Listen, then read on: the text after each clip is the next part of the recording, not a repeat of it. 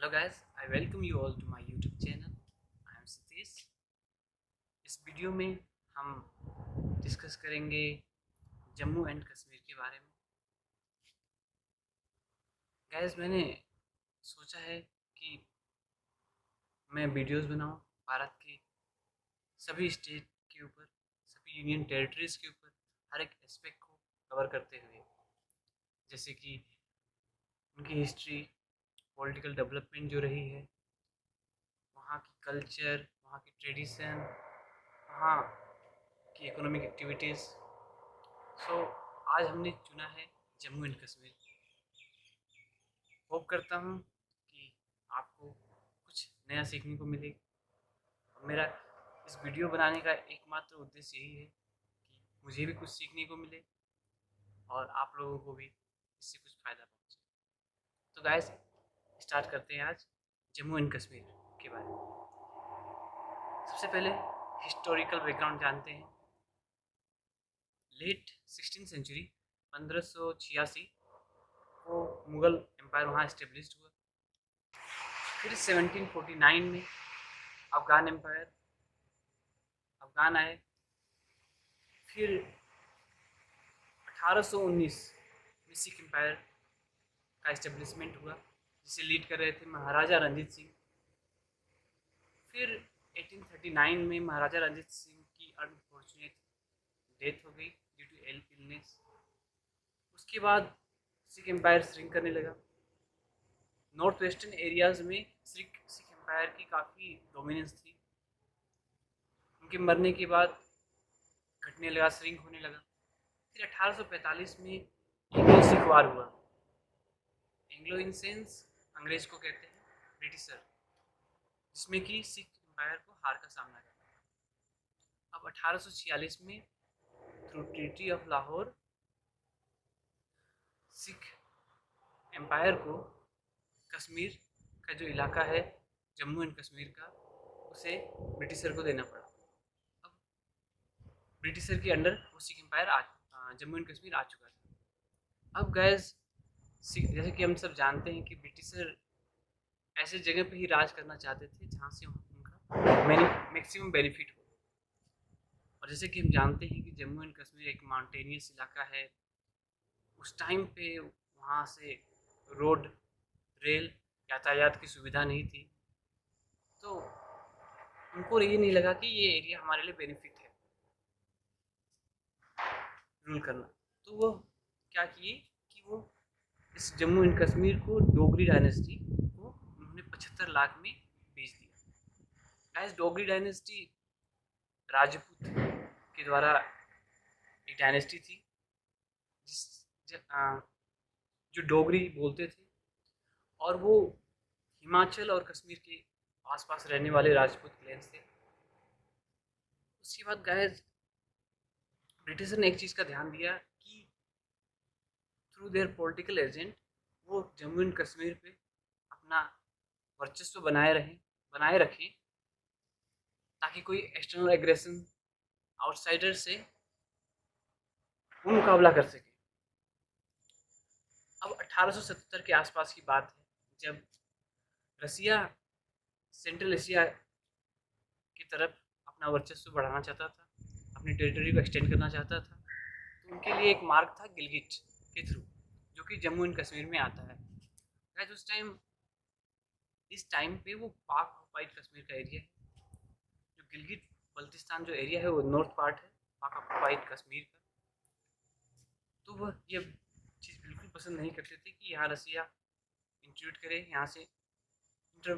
तो वो बेसिकली वहाँ पे उन्होंने 1912-13 के आसपास गिलगिट स्काउट एक पैरामिलिट्री फोर्स है, वहाँ के लोकल्स को लेके फोर्स बनाया गया, उसका निर्माण किया उन्होंने। जैसे कमांडो खुद कर रहे थे ताकि वो रसिया को इंटरवेन कर सके। उसके बाद 1935 के समय के आसपास, जब ब्रिटिशर को पता था कि ये वर्ल्ड वॉर 2 की तरफ चीज़ें बढ़ रही हैं, तब उन्होंने महाराजा हरि सिंह जो गवर्न कर रहे थे डोगरी डायनेस्टी के ही, उनसे गिलगिट पार्ट जो है उसे लीज पे लिया 60 साल के लिए। अब हम सीधे 1947 की बात करते हैं, जब भारत ब्रिटिशर से आज़ाद हुआ। तो ब्रिटिशर भारत को रूल हैंड ओवर कर रहे थे। और गाइस एक और बात है कि ब्रिटिशर एब्रप्टली नहीं जाना चाहते थे, डिस्टर्ब प्लेस को ऐसे ही एब्रप्टली छोड़ के नहीं जाना चाहते थे। वो प्रॉपरली हर चीज़ को मैनेज करके जाना चाहते थे, ताकि उनकी छवि अच्छी दिखे इन फ्यूचर। तो गैस हम ब्रिटिश से आज़ाद हो रहे थे 1947 में, तो हमें वही प्लेस मिलेगा जो ब्रिटिश रूल करते थे। फ्रेंच भी उस टाइम रूल करती थी 5 टेरिटरीज में भारत की। पोर्तुगीज़ का भी कुछ कुछ टेरिटरी पे अधिकार था उस टाइम। बहुत सारी रियासतें थी, प्रोविंसेस जिसे हम कहते हैं, 565 के आसपास तब। और 1947 के समय ये भी श्योर था कि 2 देश में बंटने जा रहा है, एक भारत एक पाकिस्तान। तो गाइस उस टाइम भारत चाहता था और पाकिस्तान भी चाहता था कि जितना हो सके उतनी प्रोविंसेस भारत के अंदर आ जाए। पाकिस्तान चाहता था जितनी हो सके उतनी प्रोविंसेस पाकिस्तान के अंदर आ जाए। तो भारत की तरफ से लीड कर रहे थे सरदार वल्लभ भाई पटेल। वह उनको सपोर्ट कर रहे थे उस टाइम के फेमस ब्यूरोक्रेट बीपी मेनन। जितनी भी छोटी मोटी प्रोविंसेस थी, कहते हैं कि उन्हें काफ़ी इजीली सरदार वल्लभ भाई पटेल ने भारत का पार्ट बना लिया। किसी को अच्छे से समझाया, किसी को फोर्सफुली। और कुछ बड़ी रियासतें थी जैसे कि मैसूर, राजस्थान की थी कुछ, तो उन्हें कुछ लुभाने के लिए कुछ वादे किए गए, ताकि वो इंस्ट्रूमेंट ऑफ एसेसन जो पेपर है उस पर वो साइन कर दें और भारत का पार्ट हो जाए। जैसे कि जो लुभाने के लिए जो वादे किए गए थे, जैसे कि आप अपने देश के हेड रहेंगे, आपको हम प्रिवी पर्स देंगे। प्रिवी पर्स गैस भारत सरकार द्वारा काइंड ऑफ एक पेंशन दिया जाता था। ये बात कॉन्स्टिट्यूशन पे भी लिखी गई थी। बाद में इंदिरा गांधी ने 1972 के आसपास से अमेंड करके प्रिवी पर्स हटा दिया, जिसके बाद कहते हैं कि राजपूत जो प्रोविंसेस के जो किंग थे वो रोड पे आ गए थे। उनको अपनी हवेली इवन किराए पे देना पड़ा ताकि वो गुजर बसर कर सके। उसके बाद गए 15 अगस्त 1947 आ गया। बस 3 ऐसी प्रोविंसेस थी जिसका अभी डिसाइड नहीं हो पाया था, जिसमें कि एक जूनागढ़ था, जो गुजरात का निचला हिस्सा है, उसे हम जूनागढ़ कहते थे उस टाइम। हैदराबाद, जम्मू एंड कश्मीर। हैदराबाद और जूनागढ़ पाकिस्तान से बॉर्डर शेयर नहीं करता, जैसे कि हम जानते हैं। तो और Jammu and Kashmir border share करता है। तो गाइस जानते हैं जूनागढ़ और हैदराबाद के बारे में, क्योंकि इसका लिंक है जम्मू एंड कश्मीर से। हैदराबाद चाहता था कि पाकिस्तान में जाए या फिर इंडिपेंडेंट, भारत में बिल्कुल आना नहीं चाहता था। तो फिर सरदार वल्लभ भाई पटेल ने काफ़ी कोशिश की। फिर उसके बाद हैदराबाद ने कहा हमें 1 साल का समय दीजिए। तो नेहरू जी और सरदार वल्लभ भाई पटेल मान गए उनकी बात को। चलिए आपको 1 साल का समय देते हैं डिसाइड करने के लिए। फिर जूनागढ़ की बात, जूनागढ़ का किंग भी मुस्लिम था, वो भी चाहता था पाकिस्तान से विलय होना, और वहाँ की जो जनता थी वो हिंदू थी। तो कहते हैं कि सरदार वल्लभ भाई पटेल ने उन्हें समझाया कि आप भारत का हिस्सा हो जाइए, नहीं तो हमें विद्रोह कराने में ज़्यादा टाइम नहीं लगेगा। पर उन्होंने माना नहीं। उन्होंने पाकिस्तान के साथ इंस्ट्रूमेंट ऑफ एसेसन पेपर पे साइन किया और उनका पार्ट बन गए। इस वजह से वहाँ के लोग विद्रोह कर दिए। फिर राजा को छोड़ के पाकिस्तान जाना पड़ा, भागना पड़ा कह सकते हैं। और उस टाइम पीएम हुआ करते थे बनर्जी भुट्टो, जो कि पीएम रह चुकी हैं पाकिस्तान की, उनके दादाजी। उन्होंने सिचुएशन गंभीरता को समझते हुए उन्होंने सोचा कि भारत में ही मिलना इस टाइम अच्छी समझ होगी। तो उन्होंने वल्लभ भाई पटेल से कांटेक्ट किया और कागजी कार्रवाई जो भी है किया, और वो भारत का हिस्सा हो गया। अब आया जम्मू एंड कश्मीर। जम्मू एंड कश्मीर के राजा उस टाइम थे महाराजा हरि सिंह। तो महाराजा हरि सिंह कह सकते हैं कि वो ना भारत में आना चाहते थे ना वो पाकिस्तान में जाना चाहते थे, वो इंडिपेंडेंट रहना चाहते थे। अच्छा, वो एक हिंदू रूलर थे, तो इसीलिए पाकिस्तान बिल्कुल जाना नहीं चाहते थे, क्योंकि पाकिस्तान एक मुस्लिम कंट्री था। मुस्लिम एक कंट्री था जो रिलीजन बेस्ड पे बना था। भारत सेकुलर बेस्ड कंट्री उस टाइम नहीं थी, अभी भी है। तो उन्हें सेफ फील नहीं हुआ इंडिया में। वो इसलिए आना नहीं चाहते थे क्योंकि वो नेहरू जी की आइडियोलॉजी को समझते थे कि नेहरू एक सोशलिस्ट सेकुलर डेमोक्रेटिक गवर्नमेंट में बिलीव करते हैं। तो वो समझ गए थे कि वो यहाँ पे उनकी किंगशिप नहीं चल पाएगी भारत में आने के बाद। तो एकमात्र उनको लगा कि इंडिपेंडेंट रहना ही बेटर रहेगा। कहते हैं कि लॉर्ड माउंटबेटन ने काफ़ी समझाया उन्हें कि पॉसिबल ही नहीं है एक छोटे से प्लेस जगह जम्मू एंड कश्मीर को दो बड़े कंट्री के बीच में इंडिपेंडेंट रह पाना, पर उन्होंने माना नहीं। अब पाकिस्तान जूनागढ़ जो वाला जो पार्ट था वहाँ देखा था सिचुएशन, उन्होंने सोचा क्यों ना हम भी ऐसा कुछ कर दें कि जम्मू एंड कश्मीर में विद्रोह हो जाए और सेम उसी तरह से जैसे कि जूनागढ़ में हुआ वैसे ही वो हमारा पार्ट बन जाए। तो उन्होंने ये करने का सोचा। आर्मी यूज़ कर नहीं सकते थे क्योंकि गैस उस टाइम ब्रिटिशर वो समझते थे कि दो नई नई आज़ाद देश है, दोनों की अगर दोनों की आर्मी आउट ऑफ हमारे कंट्रोल में नहीं रही तो आपस में कभी भी लड़ सकते हैं। तो उन्होंने बेहतर समझा कि इन्हें अपने कंट्रोल में रखा जाए। तो जो कमांडर था, जो लीड कर रहे थे आर्मी भारत के और पाकिस्तान के, वो थे ब्रिटिश।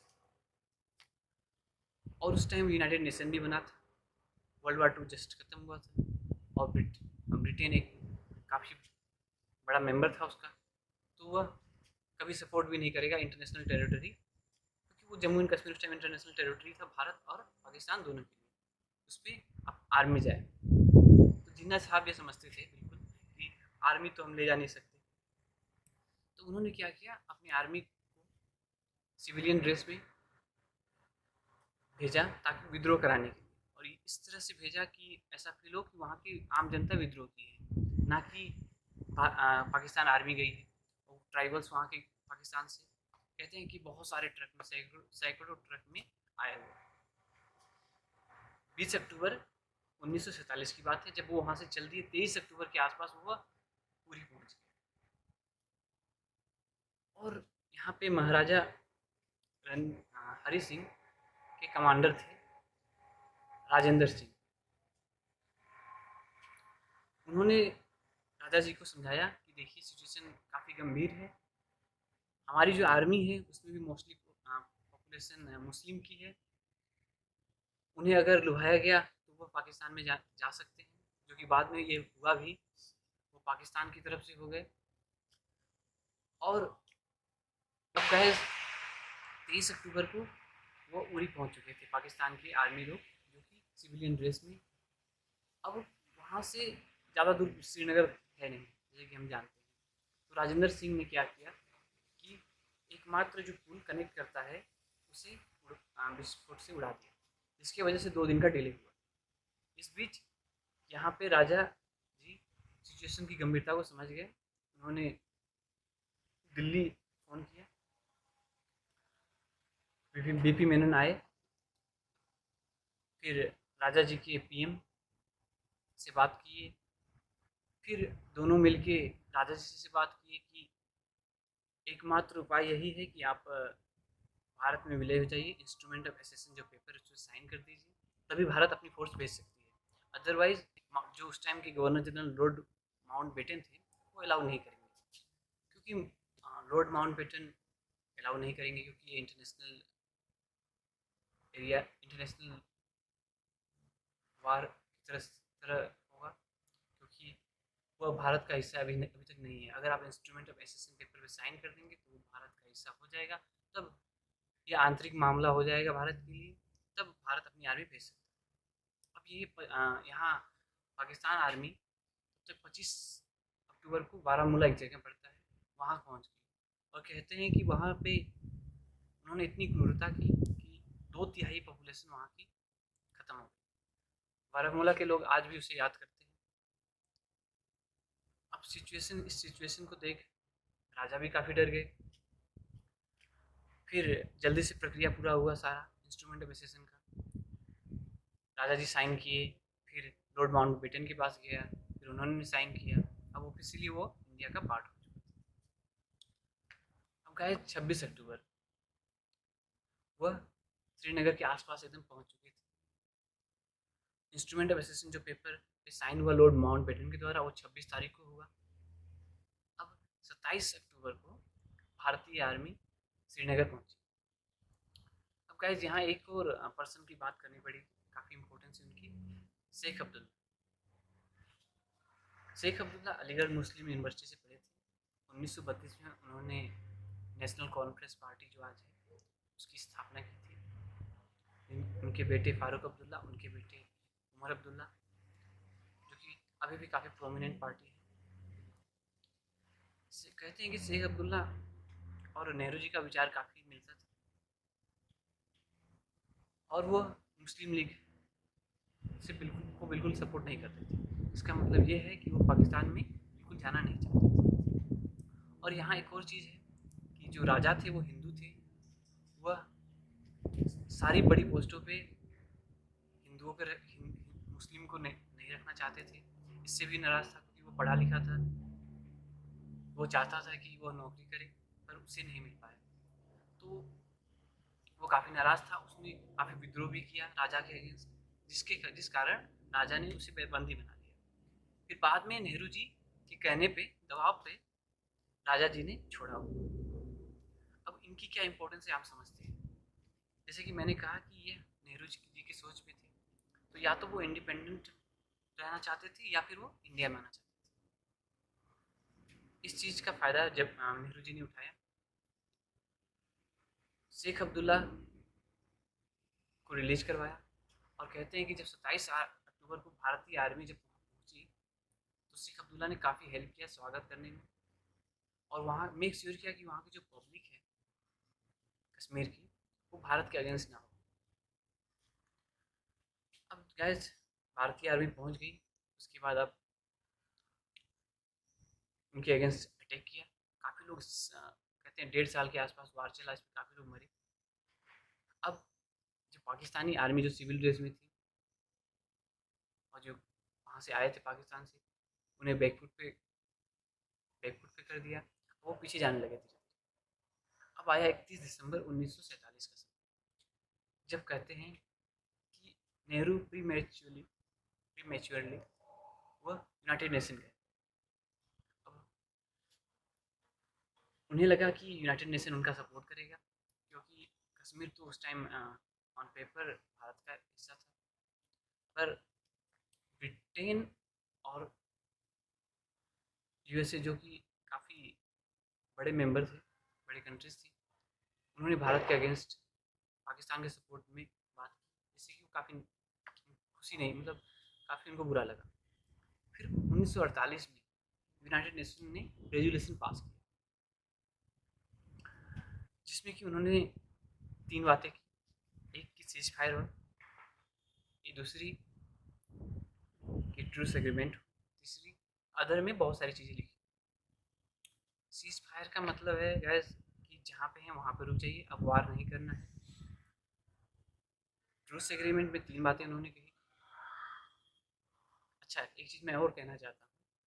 पाकिस्तान ने एडमिट कर लिया था लॉर्ड माउंटबेटन के सामने कि हाँ, हमारी आर्मी गई थी, हमारे लोग गए थे। इस चीज़ का उनको नुकसान यहाँ पे झेलना पड़ा। भारत ने भी सबूत पेश कर दिया यूनाइटेड नेशन में कि पाकिस्तान आर्मी आई थी।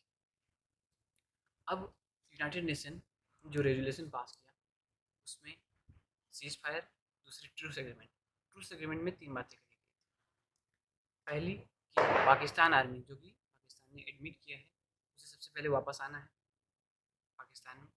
दूसरी बात, जो वहाँ के ट्राइबल्स, जो पाकिस्तान के लोग वहाँ पे गए हैं, उन्हें भी वापस आना है।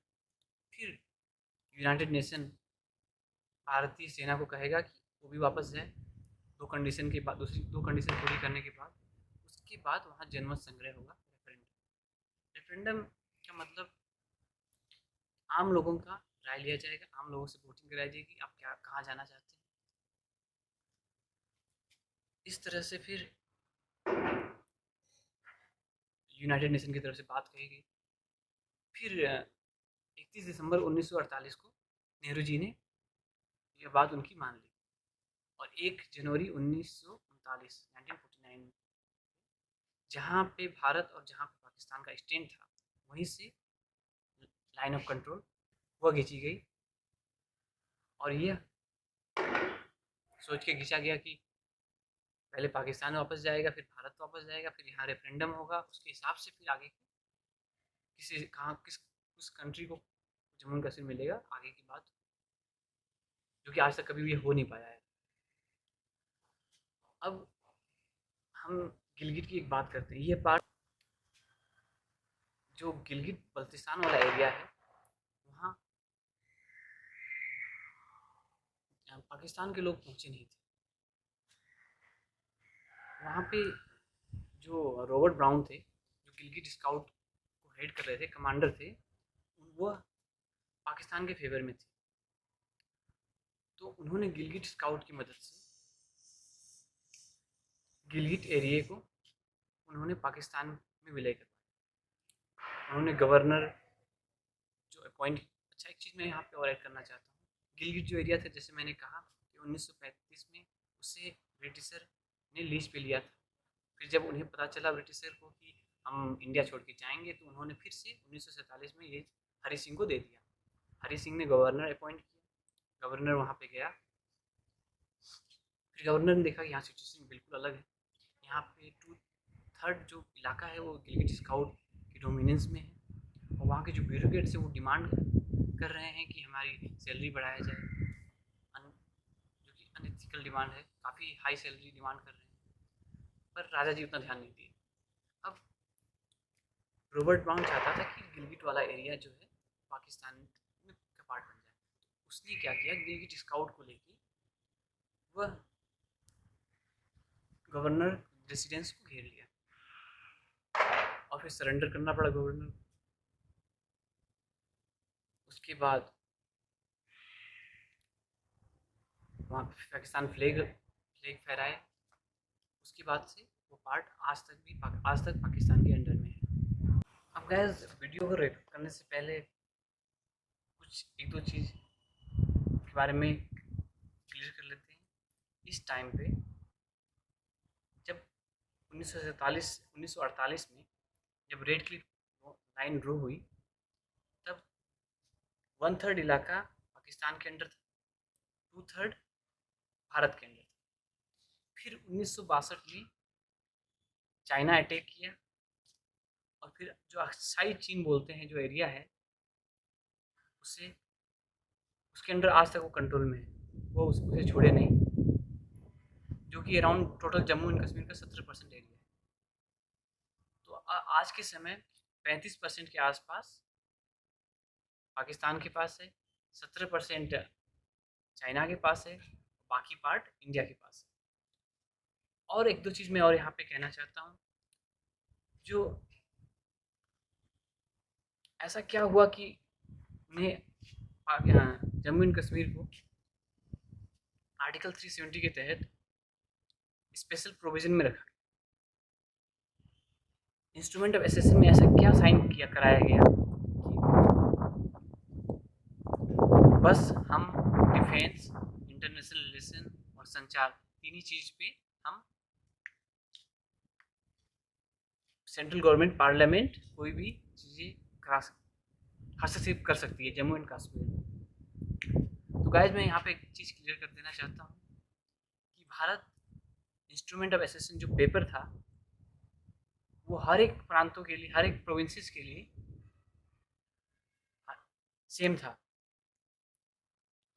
पर यहाँ पे दिक्कत क्या आई कि ये मामला यूनाइटेड नेशन में चला गया, जम्मू एंड कश्मीर का। इस वजह से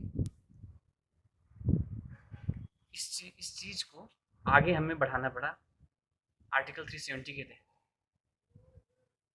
अदरवाइज बाकी जो प्रोविंसेस थी उसमें उसे हर चीज़ उसमें समय के साथ हर चीज़ ख़त्म कर दिया गया, पर यह आर्टिकल 370 आज ख़त्म हुआ है 2000, आज इन सेंस 2019 5 अगस्त। तो गैस आज के लिए बस इतना ही वीडियो। होप करता हूँ कुछ ज़रूर सीखने को मिला होगा। और आज और इस वीडियो में कुछ अगर मैंने कुछ मिस्टेक किया हो, कुछ डेटा में मिस्टेक हो, ज़रूर मुझे बताएं, ज़रूर कमेंट में बताएं, क्योंकि guys the main motto is कि हम कुछ सीखें यहाँ से। और आगे की वीडियो में हम डिस्कस करेंगे आगे की चीज़ें, कैसे आगे बढ़ के शेख अब्दुल्ला कैसे जम्मू कश्मीर में आगे सिचुएशन बढ़ी, शेख अब्दुल्ला का क्या रोल रहा आगे, पॉलिटिकल डेवलपमेंट क्या क्या हुई, भारत के संविधान में 370 किस तरह से जोड़ा गया, जम्मू कश्मीर की अपनी संविधान बनी, फिर कांग्रेस का कैसे कंट्रोल रहा 1975 तक,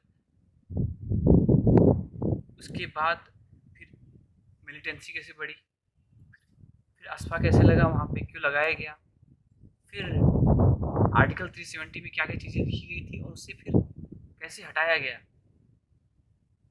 किस तरह से किन किन चीज़ों को अमित शाह जी ने बेस बनाया ताकि वह चीज़ें कॉन्स्टिट्यूशनल वे में आर्टिकल 370 को एबोलिश की जाए। फिर उसके बाद हम अगले वीडियोज़ में फिर जानेंगे कि बाकी चीज़ें जो जम्मू एंड कश्मीर से रिलेटेड है। तो गाइज आज के लिए बस इतना ही। Thank you for watching, thank you for spending time, have a great day.